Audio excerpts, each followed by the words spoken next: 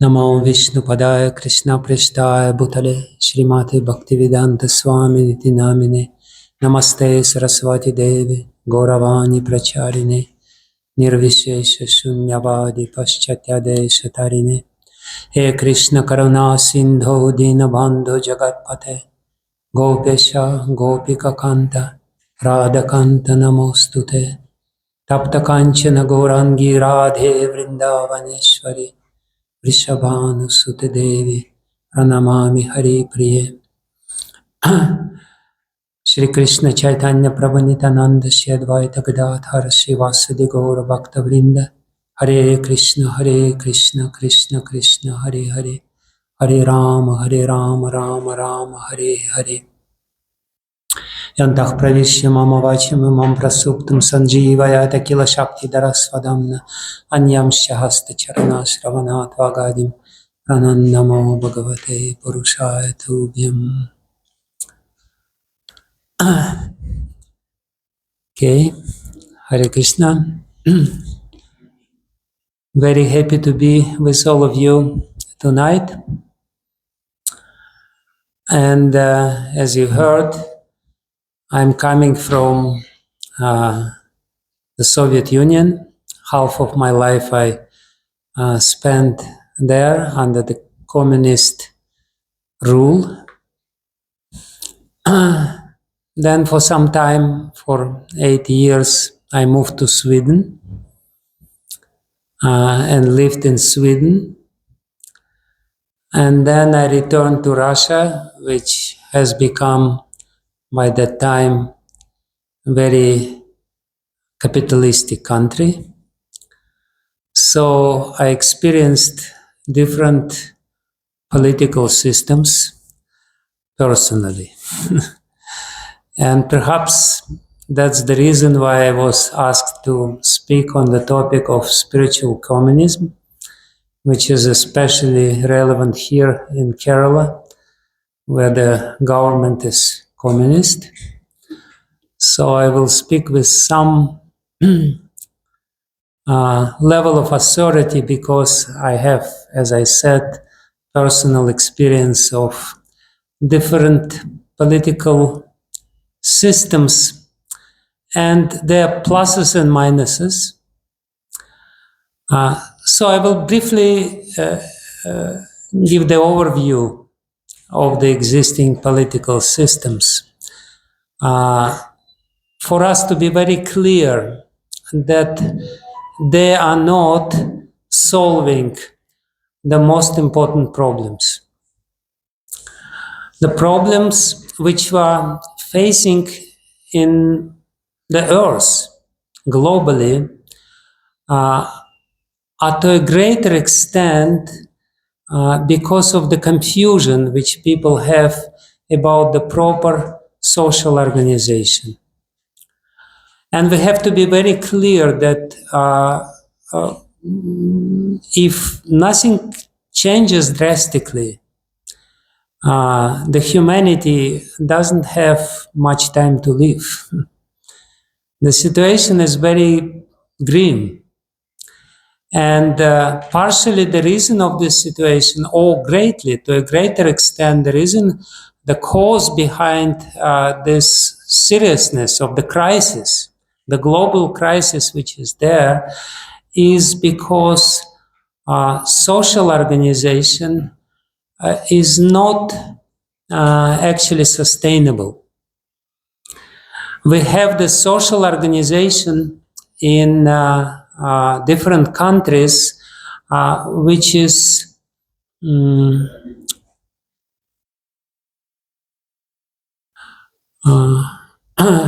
which has very serious problems, and these problems tend to perpetuate itself. They are exaggerating themselves, and finally there is no solution. But what is most important for us to understand, that solution is there. We have the model, social model, which is presented in ancient Vedic scriptures and which has been existing in Vedic society in ancient India for centuries, for thousands of years. And that's the only solution which is possible for humanity to survive. There was a great British historian, Arthur Toynbee, and he said that that the humanity, by studying the history of human race, he said that the only future which humanity may have is that they will adopt the Vedic way of life, the way which was propounded by the founders of Vedic culture. And that's what I'm going to speak about. And my main message is that let's understand the problems and let's try to give the solution to these problems. The solution is there. We have to take it seriously. And to take it seriously, we have to very clearly understand that the existing proposed solutions are not solutions in reality. So, as I said, if we study very carefully, we can see 3-4 different social models in the modern world. One is, of course, capitalistic model, which is very prominent in USA, and it definitely has a lot of advantages. And of course, India now more or less trying to follow the same suit, the same way, trying to adopt these capitalistic values. Then we have communist, the opposite of this, which was created by the fathers of communism, Karl Marx, Engels, Lenin, Stalin, as the reply to the problems of capitalism. I'm always very surprised when I see traveling in Kerala, Karl Marx and Engels and hammer and sickle. I feel like I am back to Soviet Union, some 50 years ago. Nowadays, you don't see this hammer and sickle in Russia anymore, and you hardly hear about Karl Marx and Engels. But Kerala is still trying to find a solution in this recipe. So we have the capitalistic model, we have the model of the communism, and we have the, Northern European model, which was very prevalent and is still very prevalent in Sweden, some sort of social state with social security, with a lot of social guarantees and everything else, which is there. And, for variety's sake, we have Chinese model of social architecture, which is communistic in essence, but has some elements of capitalism. So we have some hybrids models and 2 pure models, the capitalistic and communistic model, which was there. And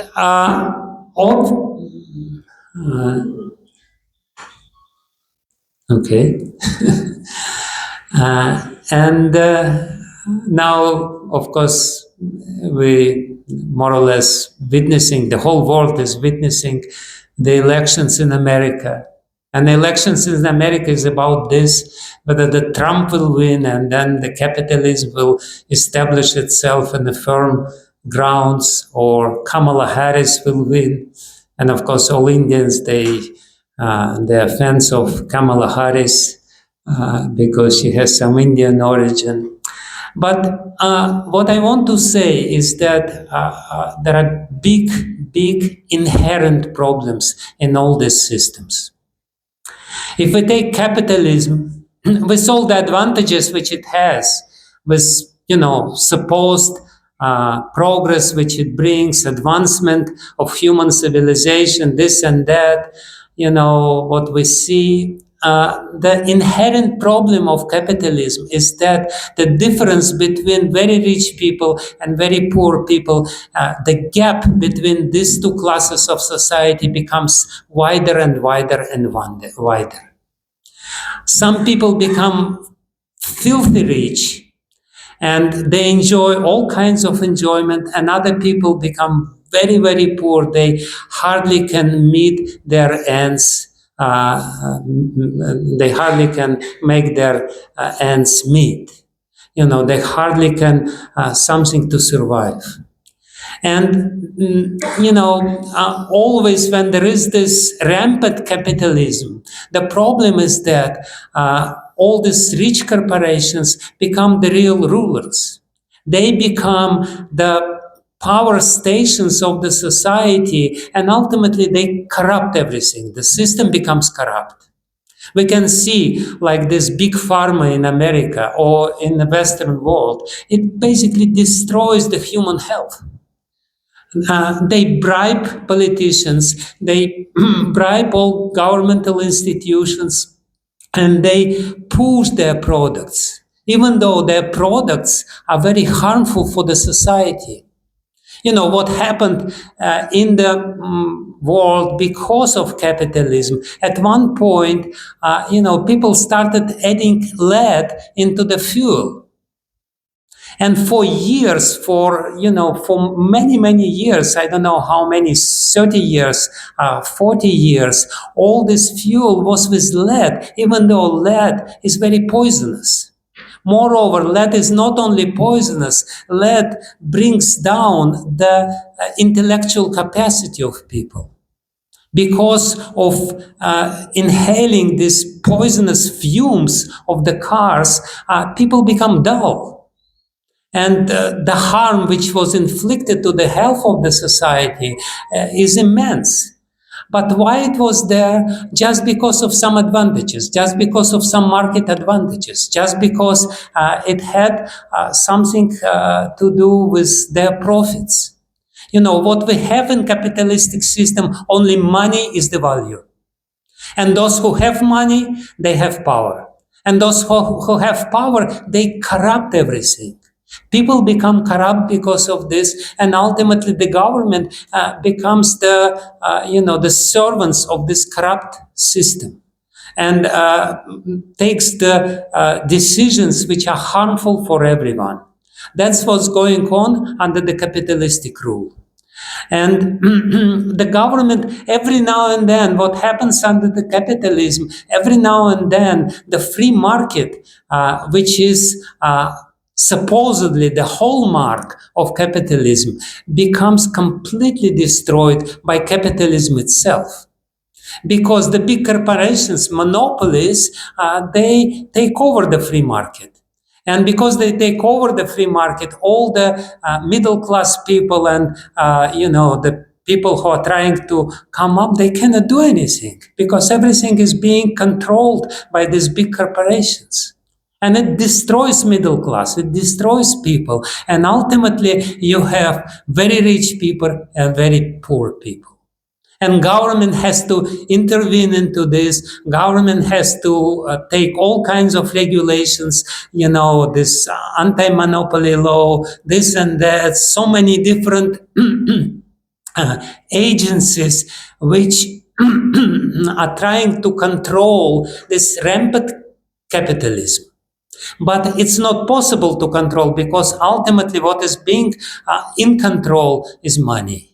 Everything else is under the control of money. Everything else is, by bribery, and this you can buy everything. So there is this capitalism, and there is this government which is trying to control everything, and the government institution becomes more and more bureaucratic. There are more and more bureaucrats, as we see in India, who are trying to control everything. And all these capitalists, they bribe these bureaucrats, and poor people, they just, they're suffering in the slums. So that's the inherent, completely incorrigible problem of capitalism. And no matter how much you try to control the capitalism system, it will not work, it just fail. Now there is the communist system, which is the complete opposite, and the communists say there is no property. So basically the main holy cow of capitalism is money, the private property. And if people have private property is sacred for the capitalistic system. So the communists come, and they come as a reaction. They say this is wrong, the system it stinks, it's unjust, it makes some people very poor, some people very rich, rich people enjoy everything, poor people cannot even take their daily meal regularly. So they come and they say, what's the problem? The problem is private property. Let's confiscate all the private property. Let's make everyone without any property, and then everything will become heaven. You know, I lived in this heaven for 30 plus years of my life.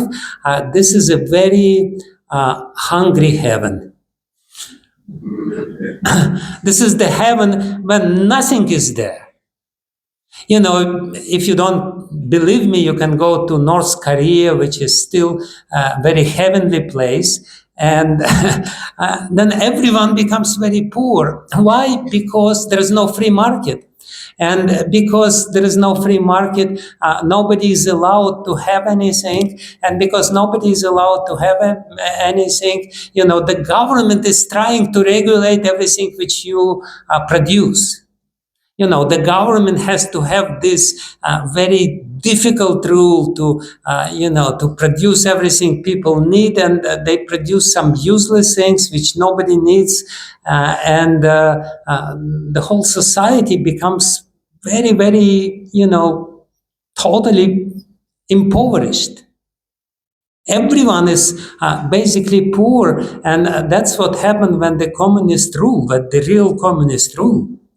You can say anything about communist Russia, but at least in the beginning, there were real people who really believed in communism, that this is the solution. What was the solution? The solution was that the country has become very backward.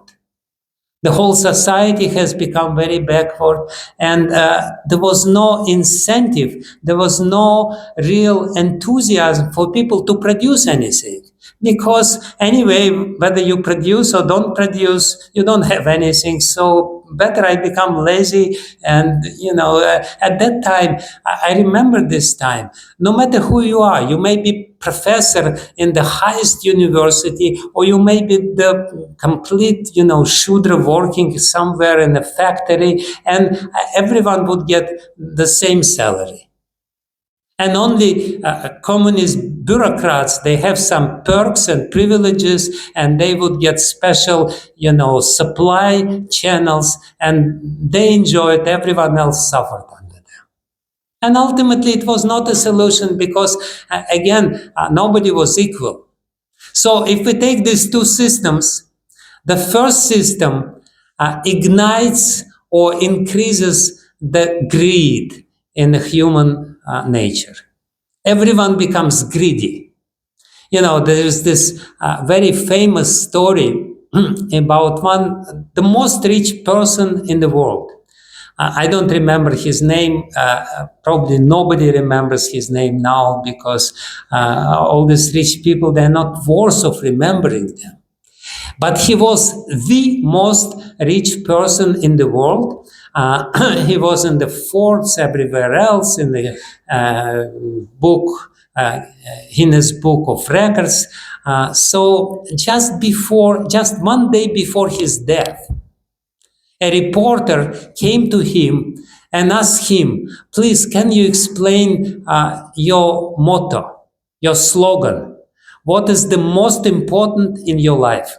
And he said, it's very simple. There's only one word: more. Here he is, the richest person in the world. His greed is not satisfied. He wants more. Because this is the nature of greed. You can never satisfy greed. No matter how much you have, you will always want more. Because ultimately, the heart is empty. The heart of these people, because it's empty, it always sucks in. It always tries to get more and more and more, and it never satisfies. No matter how much you have, you will always want more. And therefore, under the capitalist system, everyone is poor. Poor, they are poor because they are poor, and rich are poor because they want more. Because they still not satisfied. They still think that they need more, and they still think that their condition is not proper. So, but communist system, on the contrary, it ignites or increases envy. And this is again a very dark side of human nature. Greed you cannot satisfy, envy you cannot satisfy. If you live under the real communism, you're lucky, because in Kerala there is no real communism. There is only a government which is named themselves as communist. But if you happen to live there, you will see all the people who are supposedly equal. But if somebody has little more than them, they have immense, very bitter envy and jealousy towards somebody who has more than them.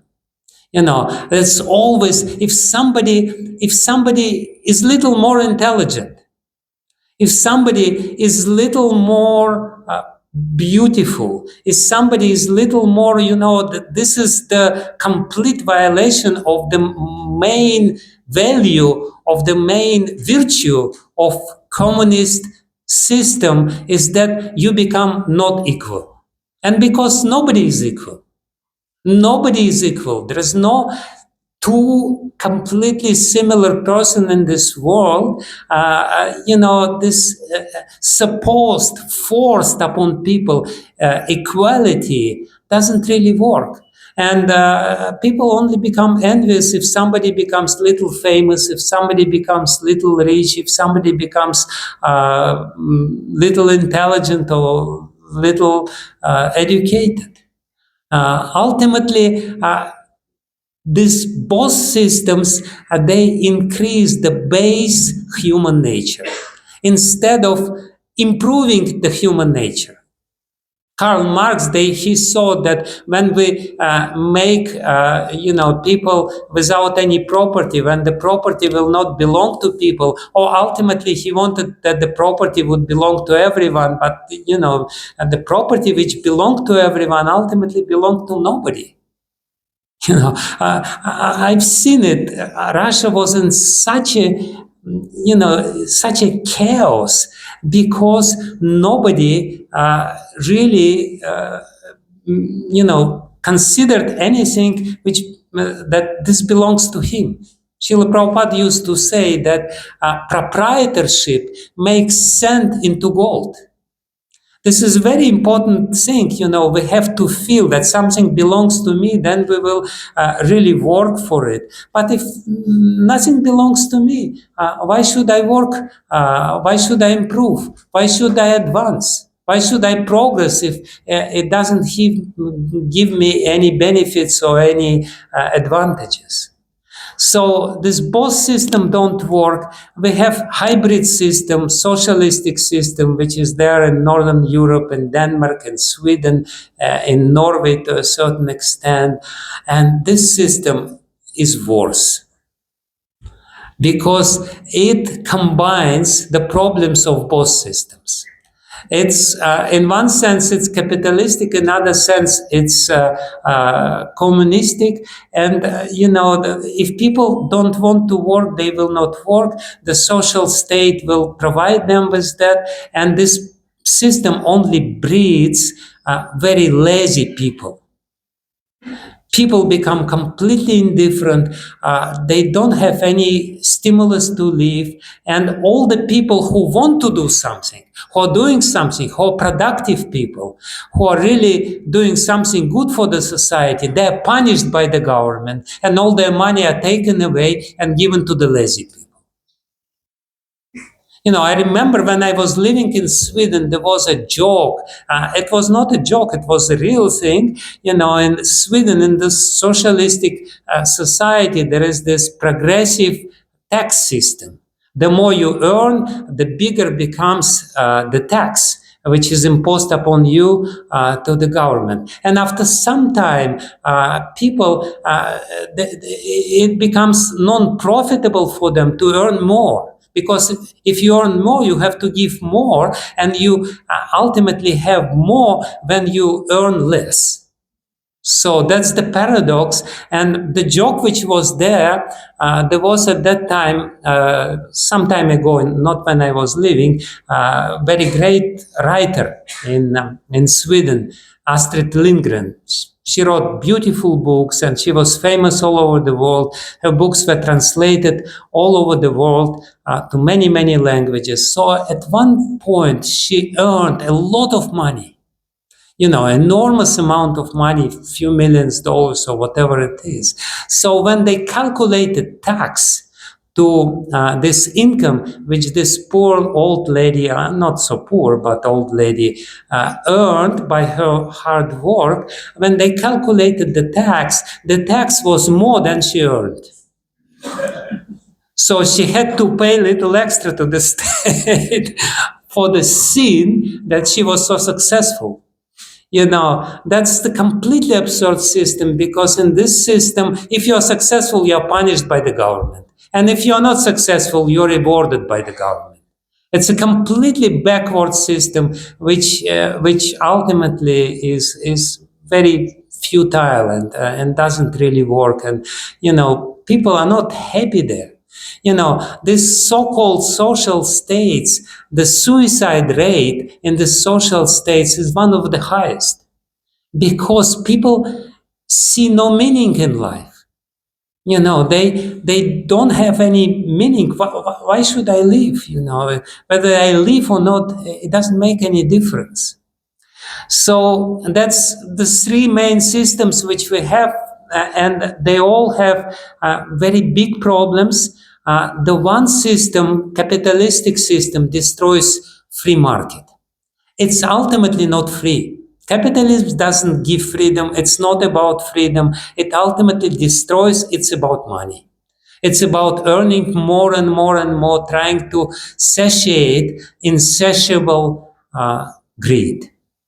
It totally destroys money. It totally destroys free market. And then we have communist system, which completely destroys the impetus to do something in the people, which completely destroys the, very natural human propensity to take care of something which belongs to them.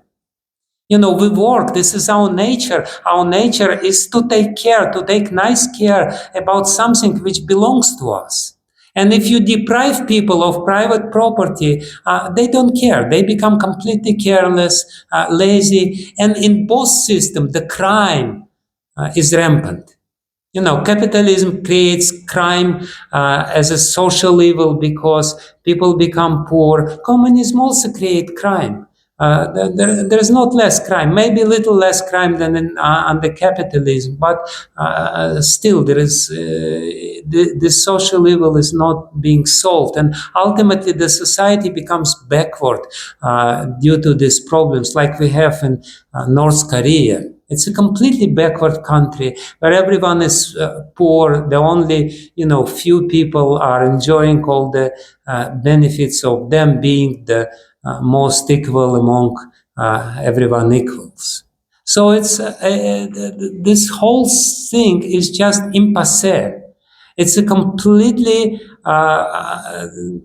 This is the problem which cannot be solved by the existing solutions. We have Chinese model, which is slightly different. It's a communist model, but the power is somewhat distributed. It's not so concentrated on the top, so it may not be so corrupt. It's quite, it's quite a advantageous model, but still it doesn't solve the main problems of the society, because ultimately people create more and more problems.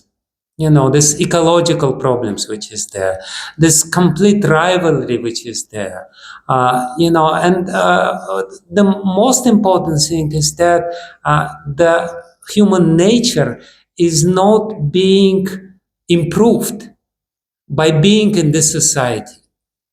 The glory of Vedic system, Vedic social system, is that it's about people, how to improve people. And people can only be happy when they have pure heart. It's not possible to be happy if your heart is impure. And impurities are 6 according to the Vedic scriptures. It's kama, which is lust. It's krodha, which is anger. It's lobha, which is greed. It's moha, which is illusion. It's mada, which is pride. And ultimately it's matsarya, envy, jealousy. When your heart is polluted by these things, you cannot be happy. And all this system increase the pollution. They increase the pollution of the environment in a very natural way, but the increase of the environmental pollution is only due to the increase of the internal pollution, because their hearts are pollution, because their consciousness is polluted, because they don't have the real proper value system. And because there is no value system, ultimately they create all the solutions to the problems which they created themselves, and the solutions are worse than the problems. I gave the example, this is my favorite example of modern allopathic medicine. It's supposed to give the solution to all the problems, all the drugs, whatever disease you have, we will create a drug against this disease, and these drugs will work very nicely, and they will kill this disease, but they will create, by the way, a host of other diseases. But don't worry, we will make drugs for these other diseases as well, but they will create even more diseases. No problem. You pay money and the diseases will increase. One of our sannyasis in ISKCON, Prahladananda Swami, he said that his aunt was a millionaire lady. And he said, and that she started using this allopathic medicine, and this allopathic medicine solved some problem, created more problem. She had to go to hospital, she had to go more, it was increased. Ultimately, when she died, her medical care bills were a few $1 million more than her property. So it's just crazy. You create the solutions, but because you create the solutions with the polluted mind, the solution is not a solution, but more pollution. That's what is going on. Instead of solution, you get more pollution, and pollution increases incrementally until everything is destroyed by this polluted human consciousness. So after painting this grim picture of modern society, I have to explain this real solution. And we have to really clearly understand the beauty of the solution given in the Vedic scriptures. How beautifully and how exactly all the problems are tackled and addressed by seemingly very simple solution, which is given in one verse of Isha Upanishad. Just one first verse of Isha Upanishad, by which Isha Upanishad is named, Ishavasyam idam sarvam yat kinchit jagatyam jagat tena tyaktena bunjitaha magridha kasya siddhanam. The whole problems of modern society are being solved. The problem is that nobody takes it seriously. So let's consider what's the solution. The solution is genius, really genius, because it really takes care about the free market. Free market is included into the Vedic solution. It takes care about the private property. Private property is included in the Vedic solution.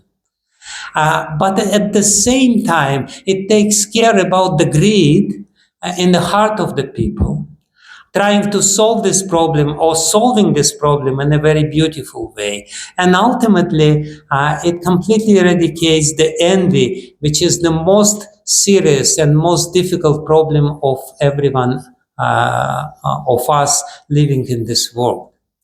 So the solution which is given by Ishopanishad and other Vedic scriptures is very simple.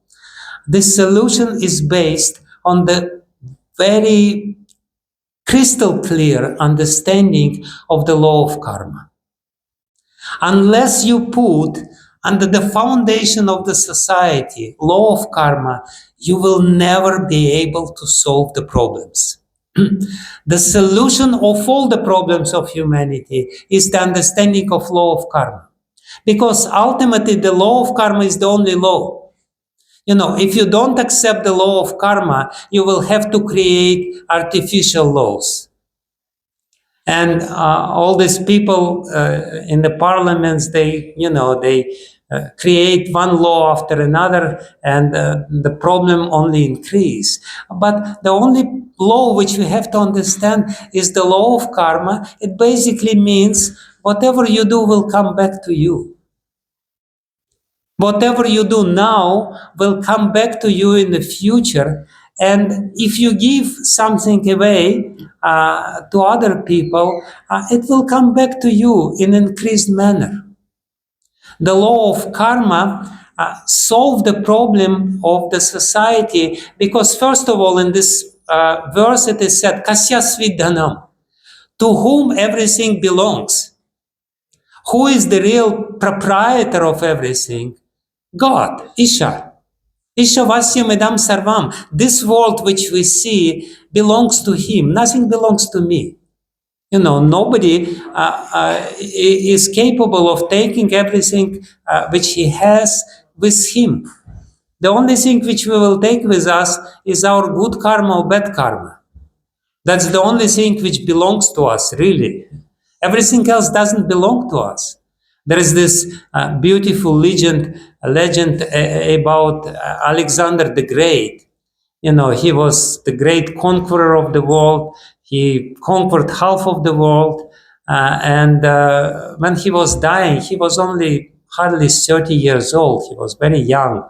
When he was dying in one of his war expeditions, and he understood very clearly that he is going to die very soon, he said, when you do the funeral ceremony for me, you please put me into my coffin or whatever it was with my hands like this. And they asked him, why do you want your hands to be like this? Usually when you put somebody dead, you put your hands here. And he said, so that everyone would see that my hands are empty, that I couldn't take anything with me, that I'm the richest person in the world. The whole world belongs to me, or half of the world belongs to me. I didn't take anything with me. I'm going as I came in this world. So the Vedic solution is very, very beautiful. The Vedic solution tells you, everything belongs to God, but you are the custodian of God's property. You have the duty, sacred duty, to take care of God's property. Whatever is given to you ultimately belongs to God, but for the time being, you have to show God how careful you are with His property. As much as the clerk in a bank, if he is dealing with a lot of money, but if he proves that he is dealing very diligently with money of others, he will be promoted. In the same way, if the property which is given to us by God for the time being, for a few years which we are still here, if we take care of it nicely, if we try to increase this property, and at the same time having in mind that this property doesn't belong to me, that I have to use this property for the betterment of the society, if at the same time we are giving in charity, we're helping other people who are in need, then you don't need increased taxes. If you understand this law of karma, the more you get, the more you have to give. And if you give more, you will get more, and you will enjoy more, and the whole society will enjoy. The more you get, the more you will give. If you understand this, there is no need to increase taxes, because everyone is just giving. Because giving becomes the virtue, and the selfishness works in our benefit. Those people who know the law of karma, who understand the dynamics of law of karma, they give. Why do they give? Because of the selfish motives. Their selfishness makes them unselfish and purifies their heart. They give because they know that it will bring them more, but while giving, they experience happiness, and they see the result of their giving. And because while giving, they see the benefits, they become benefited, and everyone else become benefited. There is a beautiful Subhashita which I read today. I don't remember it by heart, but it's a beautiful Subhashita. The Subhashita goes like this. When you see a beggar who is going griham griham from house to house and begging, don't think that he goes from house to house because he wants to get something from you, because he is yachate, because he is really asking you something. He is going from house to house to teach you something. What is the teaching of the beggar? The teaching of the beggar is very important. Don't become like me by not giving. Remain like you by giving. That's the teaching of the beggar. Don't become beggar like me. If you don't give, you will become like me. You want to become like me? No. Please look at me and don't become like me. Remain as you are. Remain in your position by giving. Because this is the law of karma. According to law of karma, you will get whatever you give. It's completely strict and very sure law. Become generous, take care of others, and in this way you will solve the problems of the society. In this way you have the free society with proprietorship, which is proper proprietorship, but at the same time you don't have all these problems which are created. And in the meantime, by establishing this in a very beautiful way, you purify your heart. By being in this social environment which is healthy, where people are functioning according to this universal law of karma, the universal law of effect, by being the member of this society where everyone understands the intricacies of the law of karma, you purify your heart. And because you purify your heart, you experience happiness. Like this program is called Soulfeast. The body should have feast every now and then. Autumn is not, long ago was there. Everyone had nice South Indian feast on banana leaves. Yes, body needs some feasting, but the soul also needs to satisfy its hunger. And the hunger of the soul is love. The soul is hungry for love. And you can only experience love if your heart is pure. If your heart is impure, if the greed, lust, and envy is there in the heart, especially envy. Envy is the worst enemy of love. When the envy is there, it's complete opposite of love. And love will never attend to your heart, will never be there in the heart until and unless envy is there. So therefore, the first verse of Srimad Bhagavatam very clearly says there, Paramonir Matsaranam Satam, to experience God, you have to become free from envy, free from rivalry. And how you become free from rivalry? By understanding this very simple dictum of the first verse of Ishopanishad, Magridha kasya svidanam Ishavasya vedam sarvam Yat kinchit jagatyam jagat tena tyaktena bunjitaha. Please enjoy bunjitaha. Please enjoy whatever is given to you by God. Every one of us has our share, and we have to be satisfied with the share which we get. We don't have to be envious. If somebody has the bigger share, it just means that he behaved in a better way in his previous life.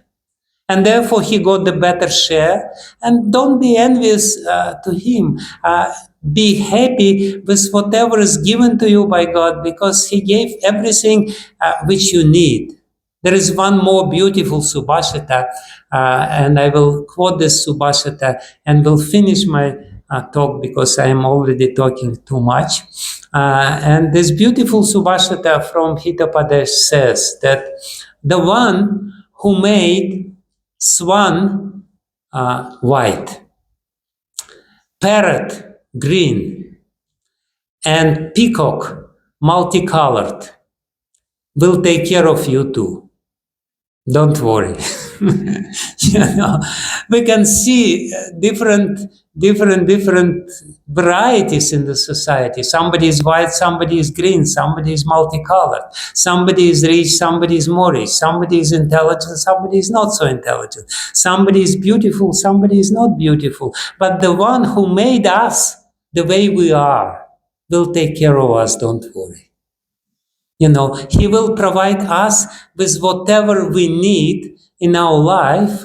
And if we properly use whatever is provided to us by God, if we really take care of it nicely, then all the problems of our life and of everyone else who is around us will be solved.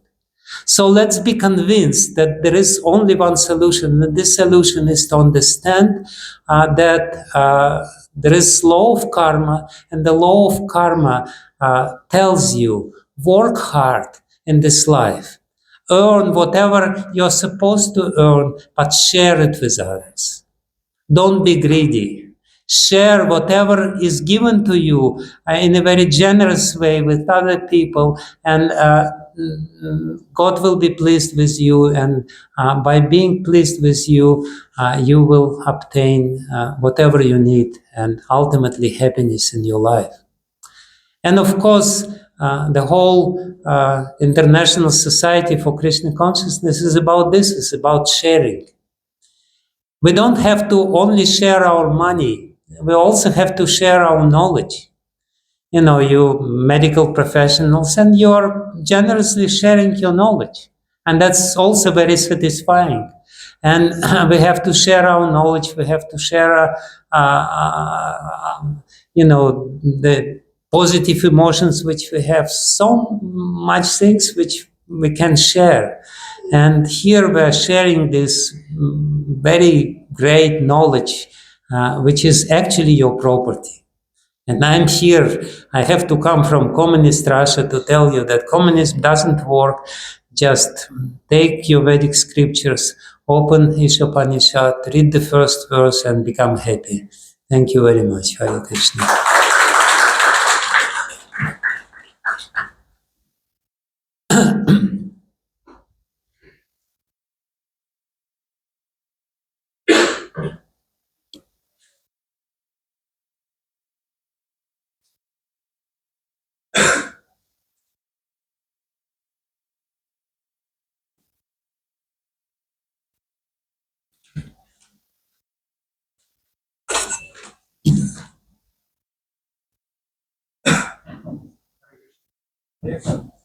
Hare Krishna. Okay.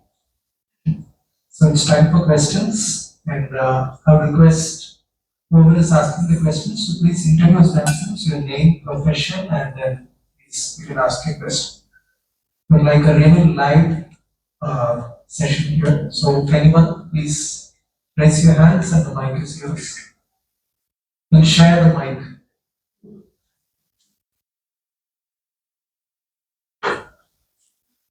Nobody wants to introduce themselves. I'm very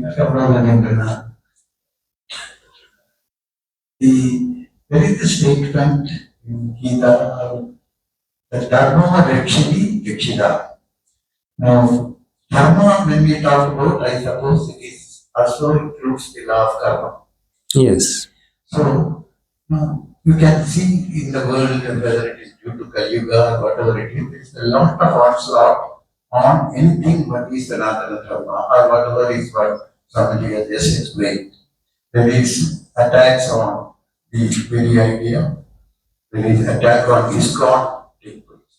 There are attack on all Hindu temples in whether it is in Bangladesh or in USA.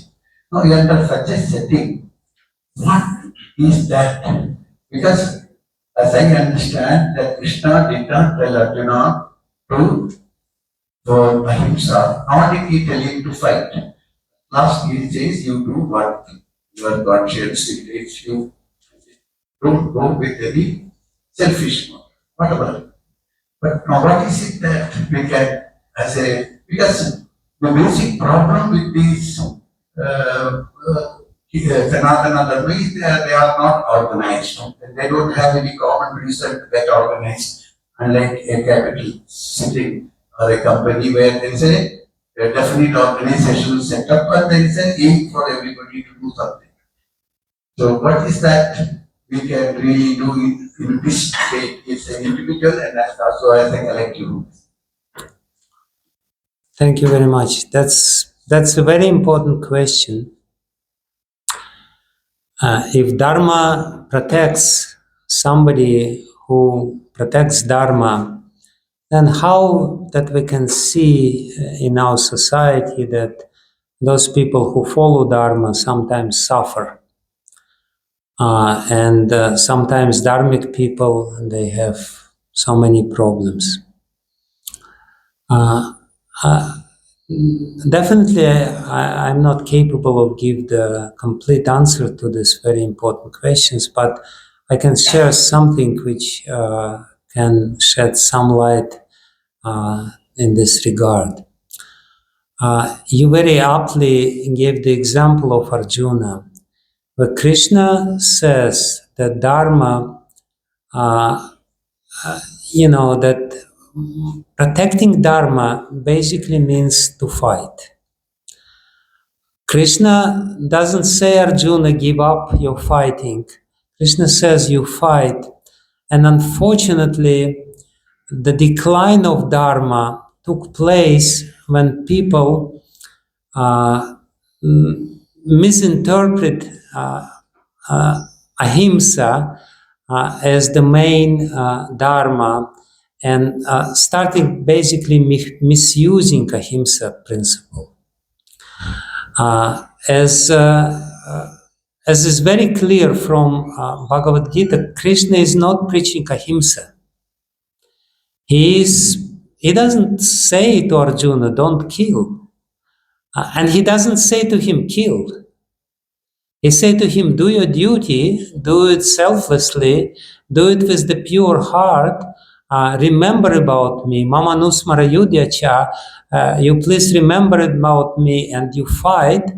So what was missing at one point in the Dharma, first of all, there was this Dharmasya Glanir, the decline of Dharma, and one of the essential elements of the decline of Dharma was that people they forgot that Dharma has to be protected with the weapons in hand. By this sentimental understanding of ahimsa. Dharma has to be protected, and for that we need very strong people who are real kshatriyas, real passionate people, and we need, of course, knowledgeable people who can guide them in their attempts to protect Dharma.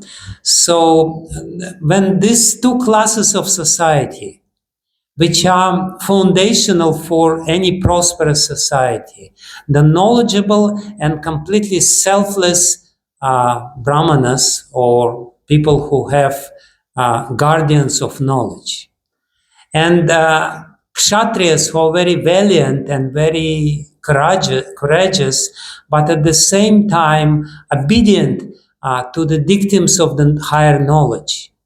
When these two higher classes of society becomes corrupt, when the brahmanas become selfish and try to extract money from people by different means, by different empty rituals and everything else, and when the kshatriyas become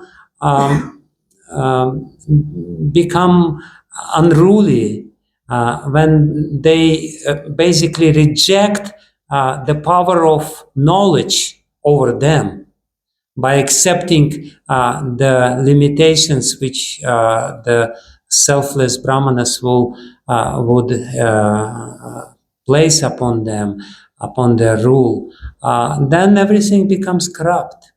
And we have to protect Dharma. For that, we need to really protect Dharma. We need these two categories of people. Those people who are only interested in pursuit of knowledge, and for the sake of knowledge, they're ready to sacrifice everything. And those people who know Dharma under the guidance of these knowledgeable people and try to protect Dharma by the methods which are suitable for this, by restricting adharmic elements, sinful, immoral people who are violating Dharma. That's the problem of the modern society, and we don't really know how to protect Dharma in a real sense. But my humble suggestion is that when we know how to protect Dharma, when this proper balance of protecting Dharma will be there, then the protection provided by Dharma will also be in place. So Dharma rakshati rakshitaha, it's a true statement, but we have to really understand more deeply how to implement this statement, how to really protect Dharma. I don't know if I had this.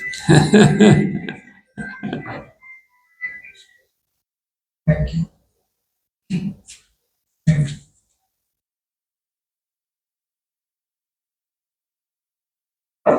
Hare Krishna Maharaj.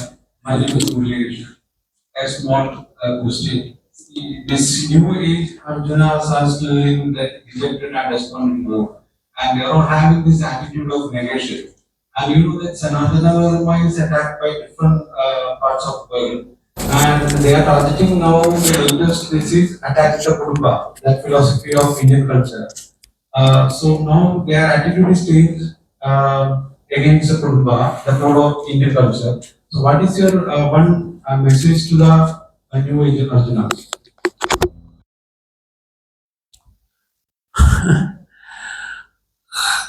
Attacks on Dharma were always there. In Satya Yuga, there were asuras who were attacking Dharma. In Treta Yuga, we see Rakshasas. Ravana was attacking Dharma. In Dwapara Yuga, Kauravas, in the same family were dharmic people and adharmic people. And of course, in Kali Yuga, adharma is completely rampant.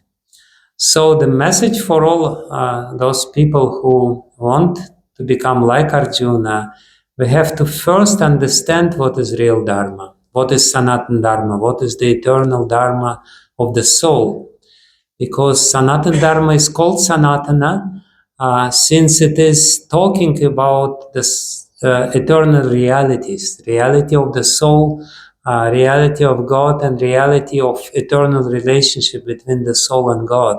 So my first message is try to understand what is Sanatana Dharma in reality. Not, because sometimes people speak about Sanatana Dharma and they somewhat misrepresent Sanatana Dharma to a certain extent. So first we have to be very clear. And of course, Bhagavad Gita is the basis of understanding Sanatana Dharma. And the second, by equipping yourself with understanding what is real Dharma, what is real Sanatana Dharma, fight for Dharma, and spread this Dharma. Then the adharmic people will always be there, especially in Kali Yuga. But how we can fight against them in Kali Yuga? Just by spreading knowledge. Just by giving people the proper knowledge.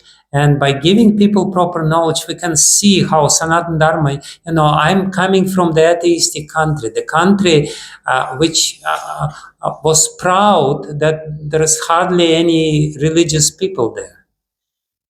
In the 1990, when the Soviet Union fell, there was hardly any religious person, but now we have, tens of thousands of devotees of Lord Krishna in this country. Why? Because of the spreading of this message of Bhagavad Gita. Why did I become devotee of Krishna? Because I read Bhagavad Gita. Not because I wanted to become Hindu. I didn't know what Hindu is.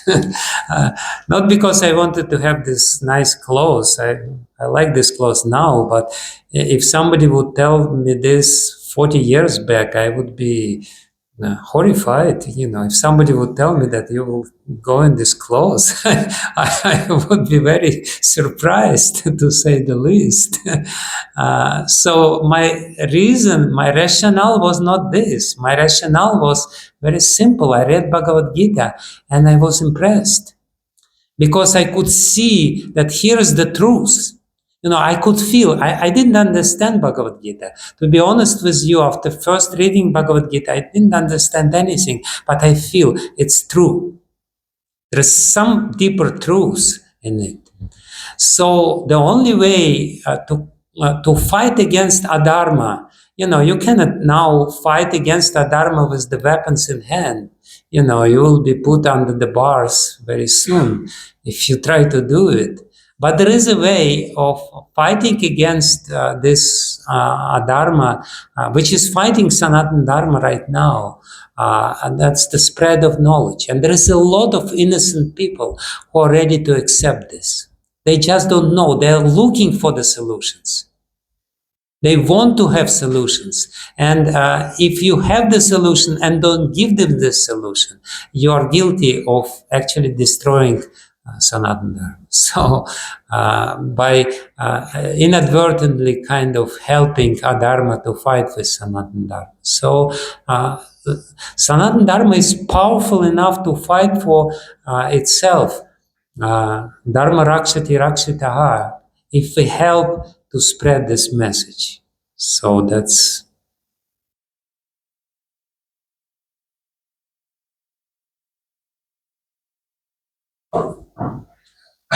And Dr. Harimohan, sorry, our gratitude to have listened to your speech. Following the line of what Narrator had told and what I listened from you. The paradox of good things happening to bad people that we see every day here. And bad people cannot be nullified by us or by good people because of their karmic balance. That is there. So the karmic balance is still there. Like for example, if I take up somebody who is polluting the Tirupati Laddu, he might get away with it. For all the things we write, we are furious, we try to get it a legal action. A few years, people will forget it. That's what we see. So, is isn't that the paradox of karma? Because it continues beyond our life to phases which we don't know of the past or the future. It might be the truth, but we are not aware. So doesn't that produce a little dissatisfaction and frustration that in this life we are not able to do? Why is Dharma not being there to help us in this situation? Swamiji, you just told us that Dharma will establish itself, but we don't see it. Sorry if I'm... No. It's a good question. It's a good question.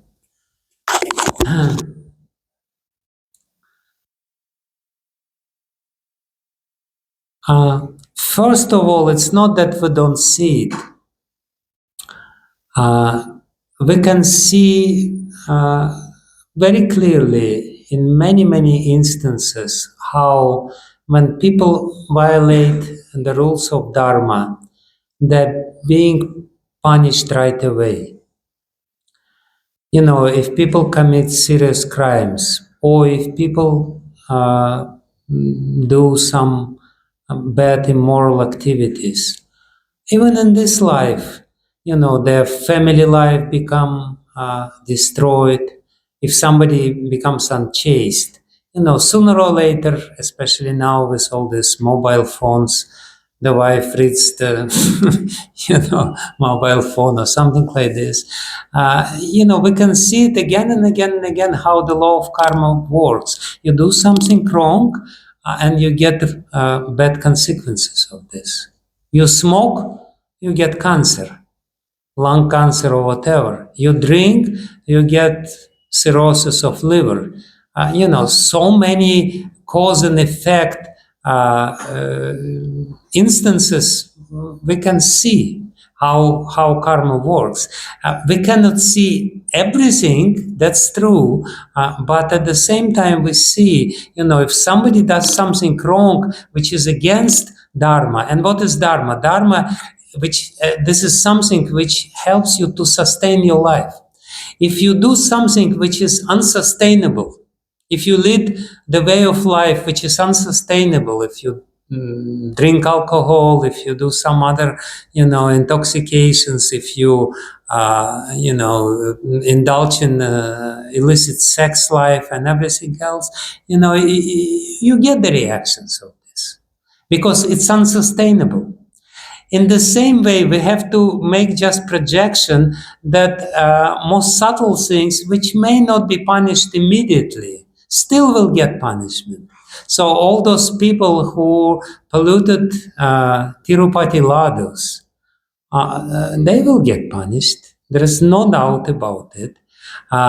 Whether we will see it or not is not so important.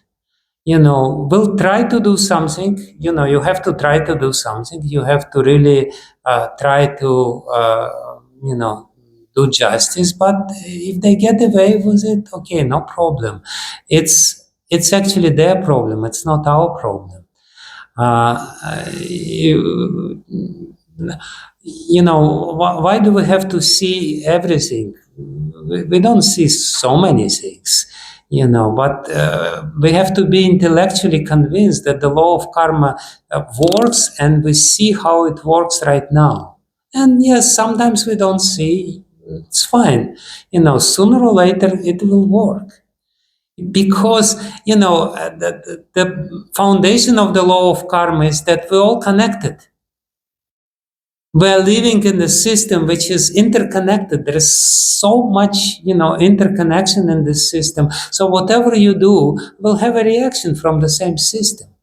So we don't have to worry about, and sometimes it takes time, because the scriptures are comparing karma with the tree. You plant the seed into the ground. But it takes time before the seed will bring the fruit. You cannot expect that the moment you put the seed in the ground, the seed, the fruit is there. the seed has to sprout, and then the tree has to grow, and then bloom, and then the fruit will be there. So it takes time. In a normal consequence, even your medical doctor, you drink a little bit, and liver is okay, no problem. You drink little more is okay, but then you drink for 30 years, and the liver is completely destroyed by this activity. But you don't see it immediately. Being a doctor, you have no doubts that it's in the process of being destroyed. And it will be destroyed ultimately. It will have a bad effect on the health. So in the same way, some things may take some time, but sooner or later, if the seed is there, the fruit will also be there.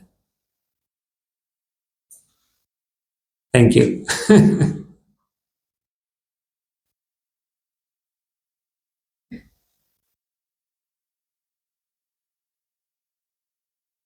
Hi, my name is Varun. I'm coming from Tamil. So basically, my question is very simple. Not so much. I'm very ignorant about the spiritual way. My question is very simple. How to attain liberation? How to attain moksha? And what is right or wrong in this life? It's a very simple question. I don't have to come back again here.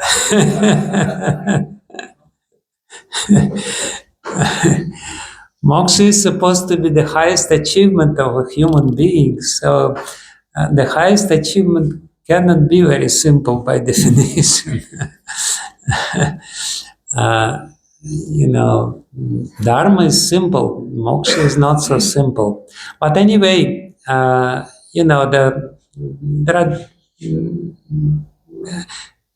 different answers to this question. Everyone is trying to answer this question, and everyone is trying to give different solutions or different recipes. If you go to yogi in Himalaya, somewhere in a cave, he said, just sit down next to me and I will teach you how to obtain moksha. If you go to a Brahmana in Benares and Gaya, he will tell you, do this yagya, I will teach you how to obtain moksha. So there are different solutions to this problem, but let's not just take it by the face value, and let's understand why it is so difficult for us to obtain moksha. We don't obtain moksha because we don't want. The answer is very simple. Theoretically, we want. It would not be good if I obtain moksha, but at the same time, we cherish our attachments to this world. We really like the way we are, and we only want to improve it a little bit. And sometimes when we are in some, funeral ceremony, or we are in a deathbed, or we are very sick, we think, oh no, this life stinks, I want moksha. Those people who want moksha, they will obtain moksha, no doubt about it. If your desire to obtain liberation is very strong, you will seek for it, and you will ultimately find the solution for it. But what is the solution which is given in the scriptures? The solution is very, very profound. To obtain moksha, you have to purify your heart. The attachments which you have in this life is the result of impurities of the heart. And unless your heart is pure, you cannot obtain moksha. So to obtain moksha, you have to purify the heart. To purify the heart, you have to be really determined to do it. Because, we want moksha, but we don't want to purify the heart. We don't want to give up attachments. We want the best of two worlds. We want to obtain moksha, and at the same time, we don't want to lose anything here. It doesn't work like this. So the first condition, the first and foremost condition to obtain liberation from the sufferings of this world is to really get the sincere desire. I do want it. Not just, it would not be good to have it. that doesn't work. I really want to find the solution to all the problems of life, and the main problems of life is death. That's the main problem. How to obtain the solution for this? That's only moksha or mukti. So according to us, the liberation can be obtained very easily while chanting the name of God, because the name of God is independently powerful. By chanting the name of God, Hare Krishna mantra, which is there in this poster, by chanting the name of God, you invoke His presence. And because He is the most pure, He is the purest of all, your heart will be automatically purified. Normally people, to give up the attachments, they have to really work hard. You go to yogi and he will say you have to give up everything, you have to give up your family life, this and that. We don't say you have to give up your family life. No need. No need to give up family life. No need to give up, simple pleasures and joys of life. It's fine. Just chant the name of God. Gradually, the heart will become purified in a very natural way. And when the heart is pure in a natural way, the love will come in the heart. And when the love comes, then you will be next to the Lord. It's a next natural process. So there are artificial processes to obtain moksha, and the artificial processes, they are very difficult. They are very, hard and very painful in a sense. But there is a natural way which is recommended for us. We're not very strong people of this age. And for us, the only way is to chant the holy name. And therefore it is said, Harer Nama, Harer Nama, Harer Namaiva Kevalam, Kalau Nastyeva, Nastyeva Gatiranyatha. In this Kalau, in this age of Kali, Nastyeva Gatiranyatha, there is no other way.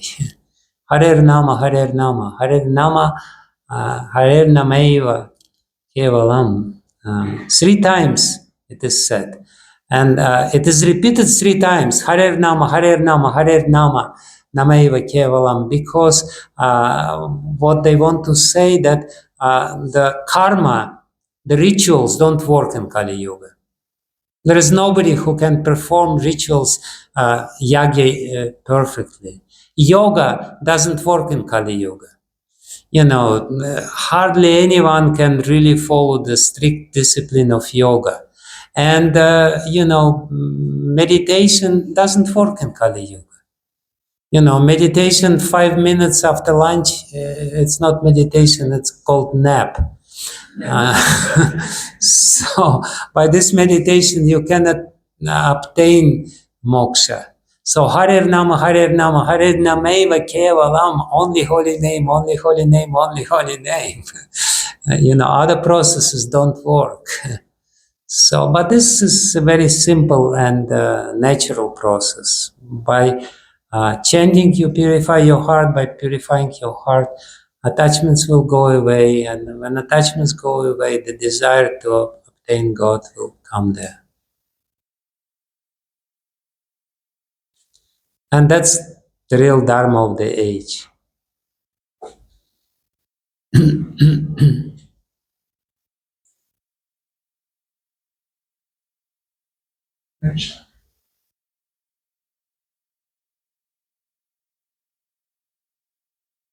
Someone?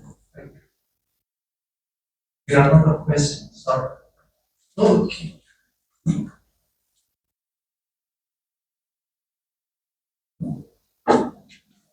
I'm Geetanjali, clinical psychologist. I am not very particular about attaining moksha, but I in this birth there are certain talents or skills like singing which I cannot do, and I really wish in the next birth I would like to do that. Born with the ability to sing, Is there any way I can work towards that? Whatever you want in this life, if you sincerely want, you will be provided with the opportunities to obtain it. There is no doubt about it, because our life is guided by the desires. And desires are obtained by association. So when you associate with people, you naturally obtain some desires to become like them. So definitely, no problem. You will obtain all the talents and abilities, especially if you also chant the name of God. And for that, you don't need singing talent. You can do it with your own present abilities, no problem. But in reality, we have to understand. This is the foundation of the law of karma. We have desires, and desire, they determine our future. So we have to be very careful about the desires. We have to really develop good desires, and the good desires we can only develop by associating with good people. And therefore, the most important element of Vedic culture is sadhusanga or satsanga. Why Vedic scriptures again and again stress the need of satsang? Because by satsanga you develop good desires. And by good desires you develop everything else good, And by satsanga the bad desires will naturally go away. So just be in good association, and you will obtain good desires, and good desires will be fulfilled. Sure.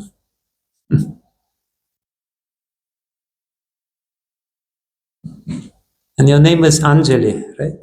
Yeah, so, you do this like this because that's Anjali.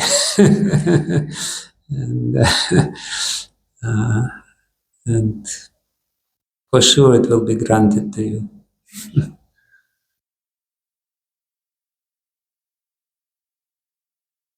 Anyone? Yes. Very good, Ruchi. I'm not Priya. I have a very, let me sound naive to you, but what is the right way to pray? Do we pray to the Lord for something, or we just leave all the problems to Him and let me pray for example, health of our loved ones. Do we pray for that, or we just leave it? We surrender fully. See, we can only pray sincerely according to the condition of our heart. If I tell you don't pray for anyone, just, surrender completely.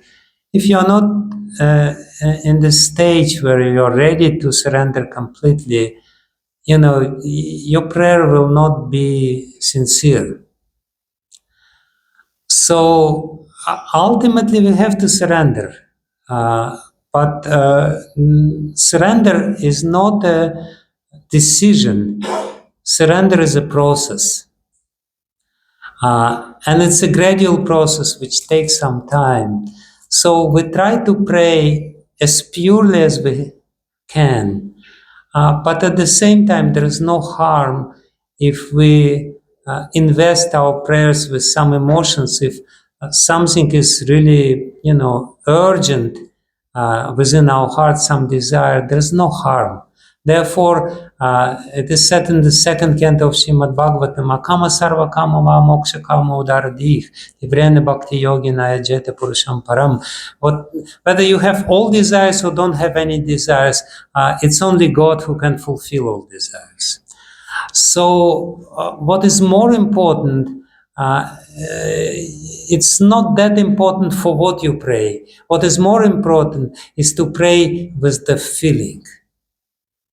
If you invest your emotions into prayer, then this emotional or real feeling prayers with the feeling will purify your heart very quickly.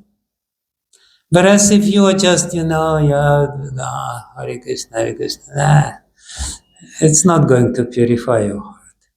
So that's the art, to invest emotions into your prayer. And if for that you need to pray for the health of your near and dear one, no problem. Krishna will be happy to do it, because he will feel the sincerity of your approach and he will help you.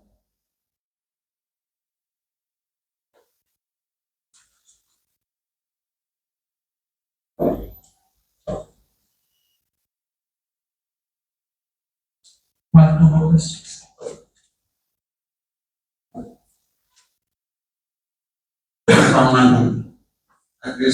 My question is relevant. Now I don't know, but I got some doubts. I want to clear it.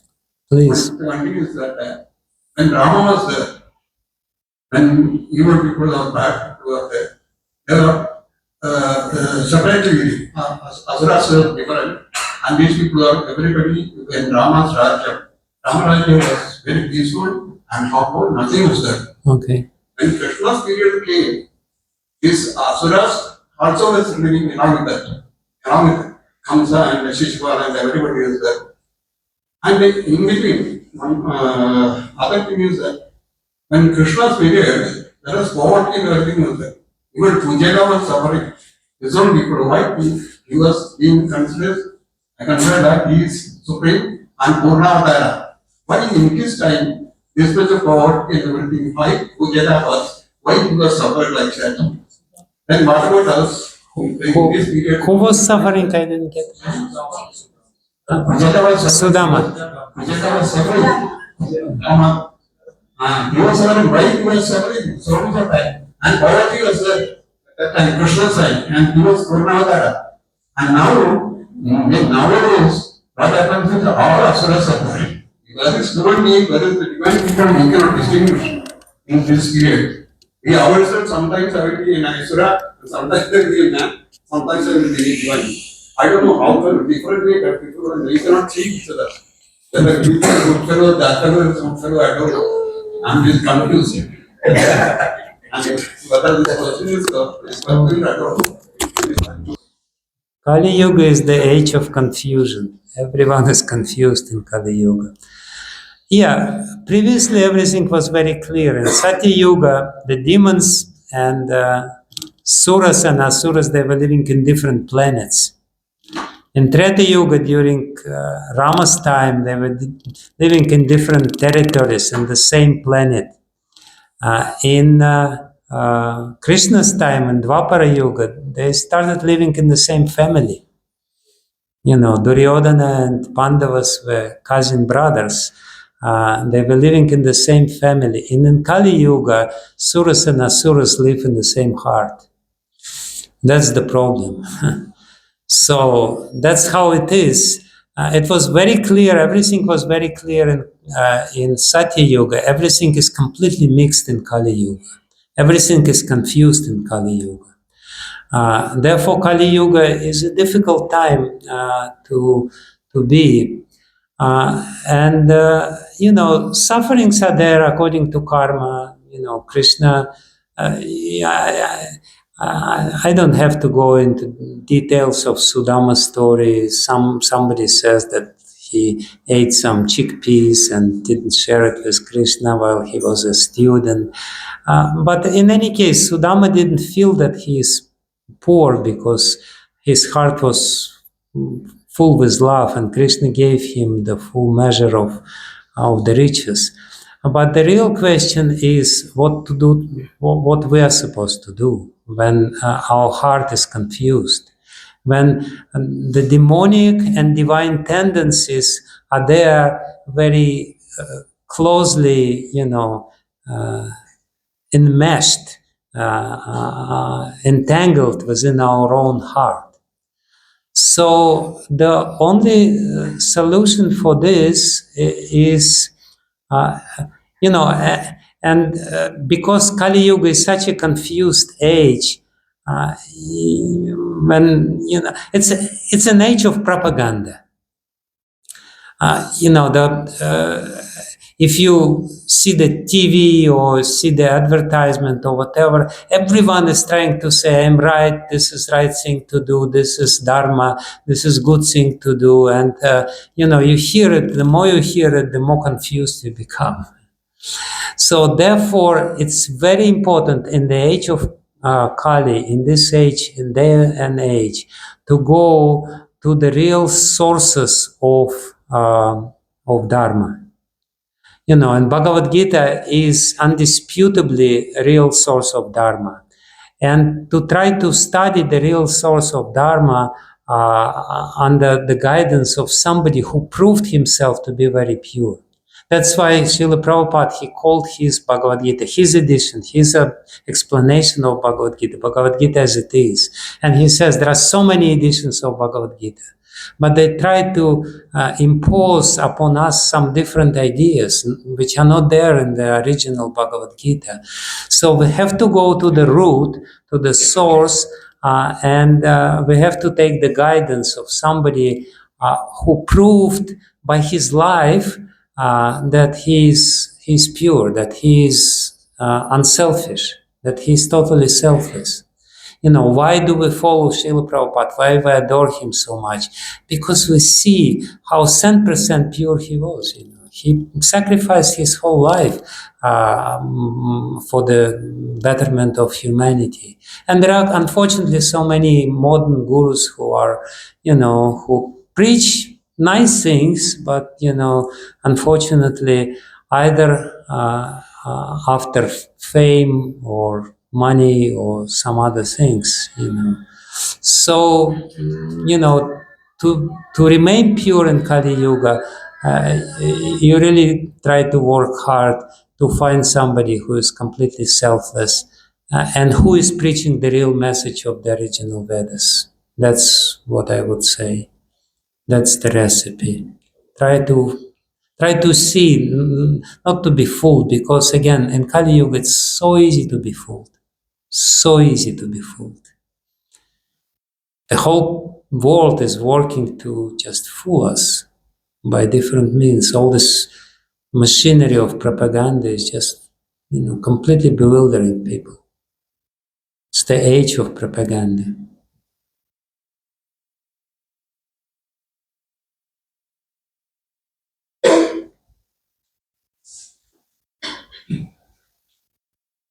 Raju, over there.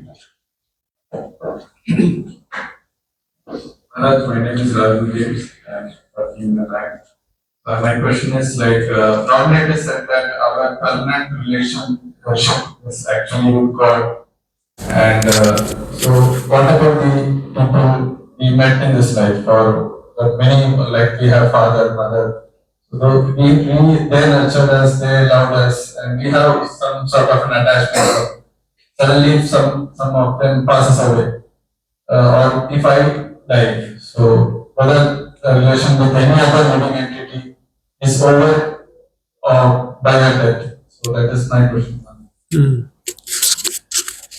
If the attachment is very strong, it will one way or another manifest in other life. If we are not born to particular people in a particular family without a reason. There is a cause behind it. And usually people who have attachment, they again meet each other, and sometimes they recognize each other even. I had an interesting encounter with one lady who was in a regression, in a past life regression, and she's very, she's a serious lady. She's from America herself, but she has from a rather rich background, so she's not somebody sentimental or whatever. So I tend to believe her, and I know her life a little bit.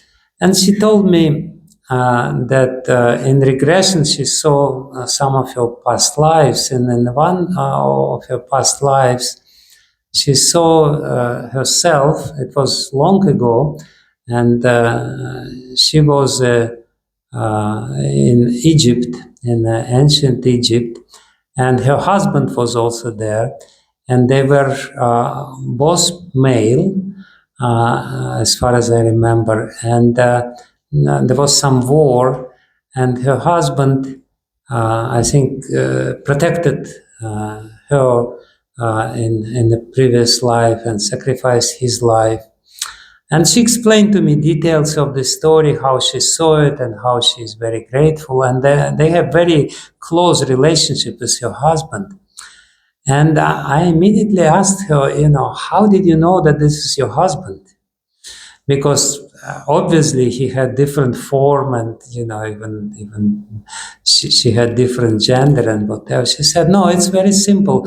By looking at his eyes, I recognize that it's my husband in my in my present life, because by looking in the eyes, you can see, it's written in Upanishad that by looking in the eyes, you can see the soul. The soul is reflected in the eyes. So she said, I could recognize him, and I could understand why in this life our attachment is so strong, and why I'm so grateful to him. And she told me, and actually her husband told me how he met her. He said, I saw her for the first time in my life, and I immediately knew she will be my wife for the rest of my life. And it happened. So, how is it possible? You see person for the first time in your life, you recognize something, and immediately the bond is formed. How it could be formed? It could only be formed because it was already there. So, and that was confirmed after that. So if the bond is strong, it will continue one way or another, and somehow or other, the attachment will manifest in this life. But if you really want to bring happiness to your near and dear ones, then become the devotee, and by becoming devotee, you will bring happiness to them and liberation for them and for yourself. Several generations of people become liberated of somebody who becomes a real bhakta of God.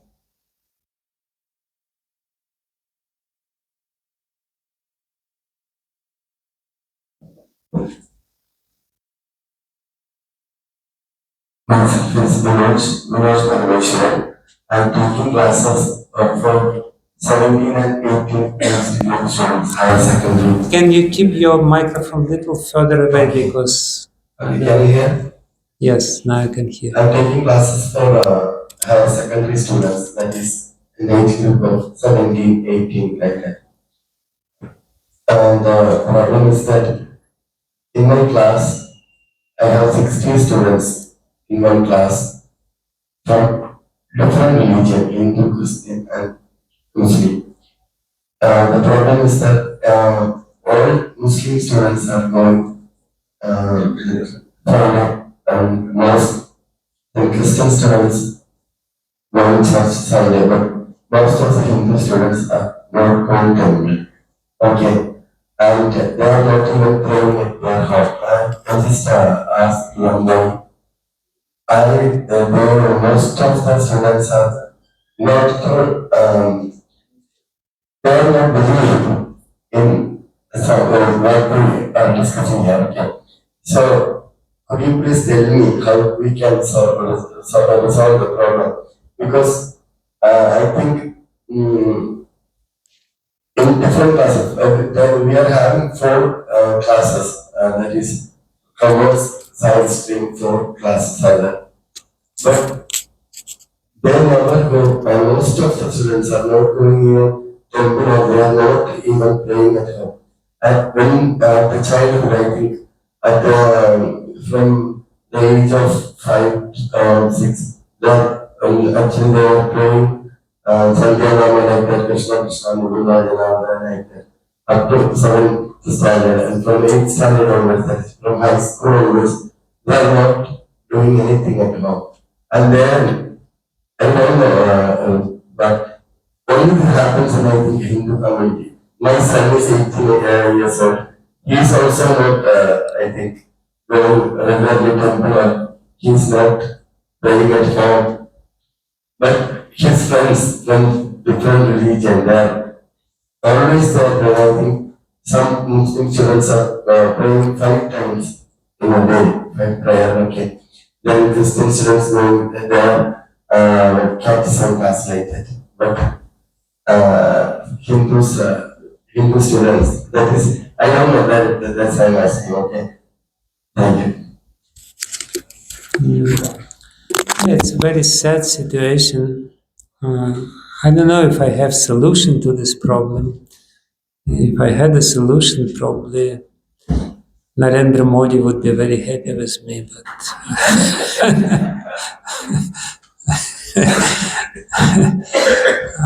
but I can say something in this regard. You know,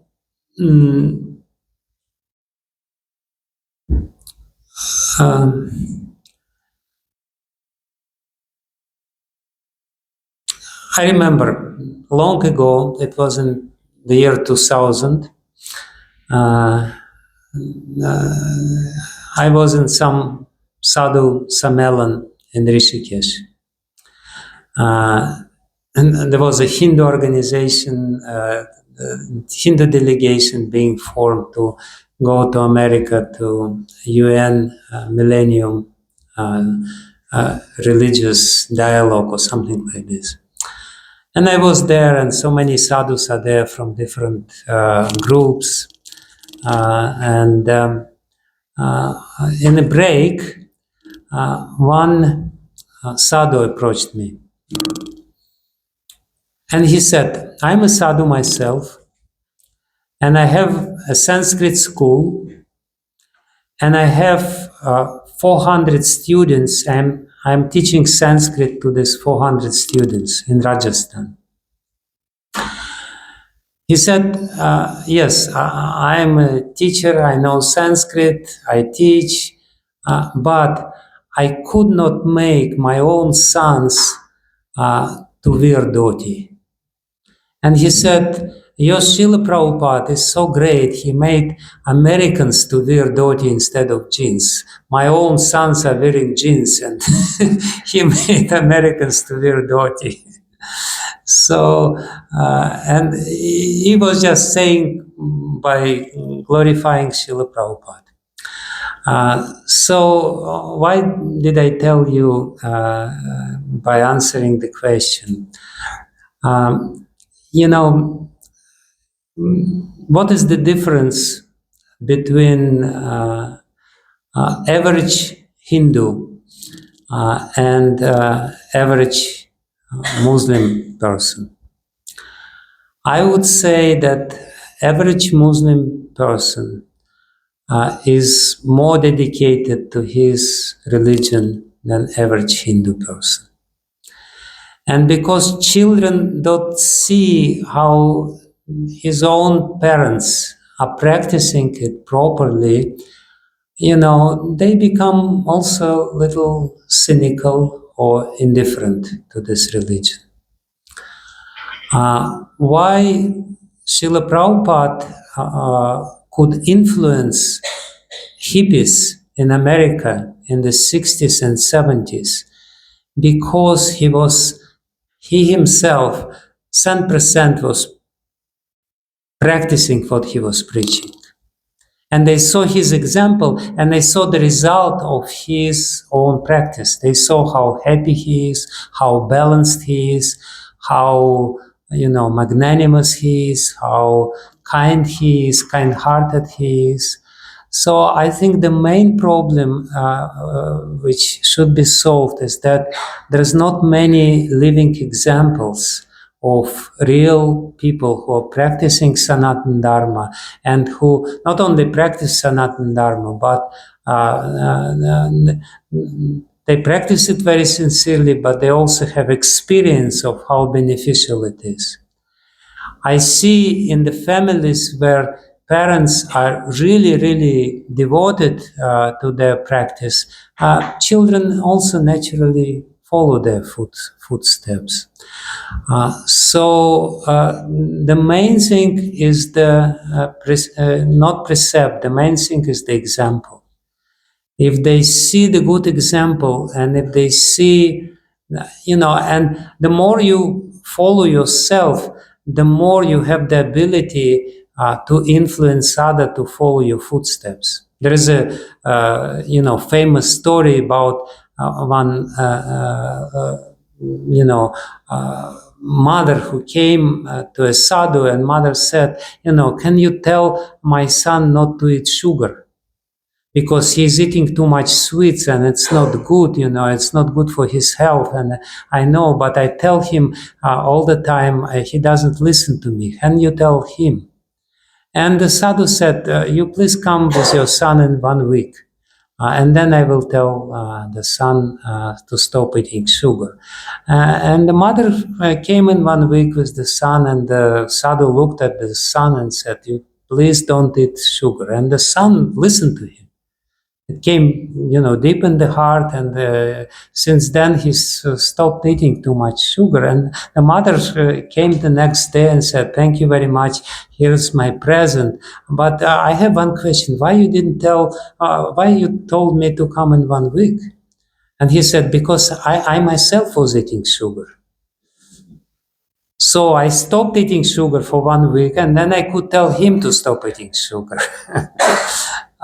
Otherwise, if I told him by eating sugar myself, my words would not have power. So I think that's the solution for the problem which you so beautifully described, and which is so important. They have to see more examples, more vivid and proper examples of kind-hearted people who practice Hindu Dharma.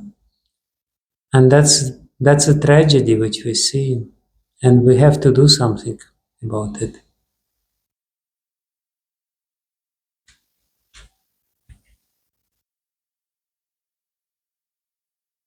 Thank you, everyone. We really wish this mode would continue like this. If we had time at our disposal, if we had more questions, I know we all have those little questions in our heart. Just as we go out of the door, we feel like, oh, I could have asked that question. So those are still there, and at the same time, we have a constraint of time, so we will need to move on. I'll just take a few minutes to make a few announcements. Thank you. Thank you.